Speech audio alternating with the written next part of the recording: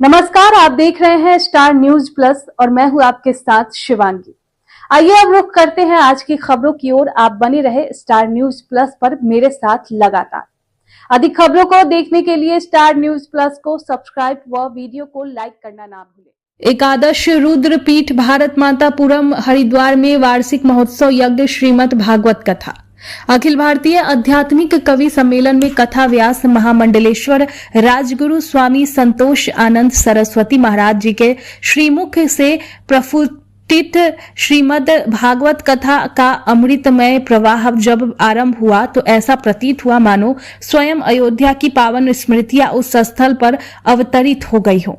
महाराज जी ने श्री राम के जीवन चरित्र का ऐसा मार्मिक, ओजस्वी और भावपूर्व वर्णन किया कि उपस्थित श्रद्धालु कभी हर्ष से फूलित हुए, कभी करुणा से द्रवित हुए और कभी आत्मचिंतन में लीन हो गए। कथा के प्रत्येक प्रसंग, चाहे वो श्री राम जन्मोत्सव का उल्लास हो, वनवास का त्याग हो, केवट प्रसंग की विनम्रता हो या भरत मिलाप का अद्वितीय भ्रातु प्रेम, सबने श्रोताओं के अंतमरण को झकझोर दिया। एक अत्यंत सुंदर दृष्टांत प्रस्तुत करते हुए महाराज जी ने कहा कि जैसे सूर्य उदित होते ही अंधकार स्वतः दूर हो जाता है, उसी प्रकार श्रीमद् भागवत कथा का श्रवण करते ही मनुष्य के जीवन का अज्ञान, मोह और विकार नष्ट हो जाते हैं। जैसे गंगा में स्नान करने से शरीर शुद्ध होता है, वैसे ही श्रीमद् भागवत कथा के श्रवण से आत्मा निर्मल हो जाता है। देखिए स्टार न्यूज प्लस के लिए उत्तराखंड के हरिद्वार से राजू सागर की ये रिपोर्ट है। किस प्रकार निर्भंस के बारे में आप हमें थोड़ा आज श्रीमद् भागवत महापुराण की कथा का 6वां दिन रहा है। श्री हनुमान सत्संग धाम सेवा समिति के द्वारा वार्षिक महोत्सव का कार्यक्रम मनाया जाता रहा है।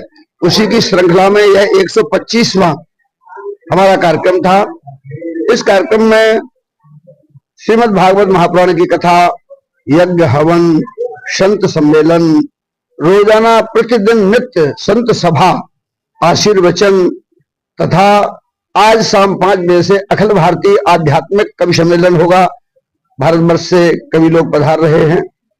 इसी प्रकार से कल सम्माननीय राज्य मंत्री चौहान साहब के मुख्य आतिथ्य में सम्मान समारोह का कार्यक्रम हमारी संस्थाएं हैं ब्राह्मण सेवा संघ ग्वालियर, सार्थक साहित्य संघ ग्वालियर, आनंद शर्मा संस्कृति समन्वय शोध संस्थान, श्री हनुमान सत्संग धाम सेवा समिति, सेवाश्रय अखाड़ा, क्योंकि आप खुद ही देख रहे होंगे इस समय मठों की और अखाड़ों की स्थिति क्या है।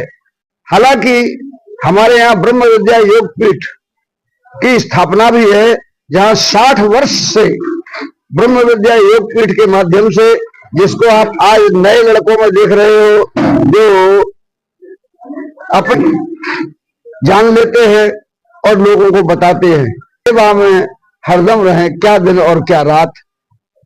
हमारे इसलिए वो उसी के अंतर्गत एक सेवाश्रय अखाड़े का निर्माण किया है, जिसमें शोषण जैसे जो आरोप न सर्वे सन्तु निरामया सर्वे भद्राणि पश्यन्तु मां कश्चित् दुर्भाग् भवेत्।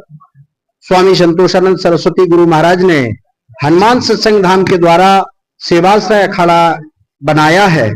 वास्तव में आज धर्म में जो विकृतियां पैदा हो रही हैं, और जैसा कि अभी आप शासन प्रशासन संघ को भी देख रहे हैं, वसुधैव कुटुंबकम की बात रखते हैं, भेदभाव को खत्म करना चाहते हैं, लेकिन भेदभाव क्या था, है या होना चाहिए, इस पर विचार नहीं करते।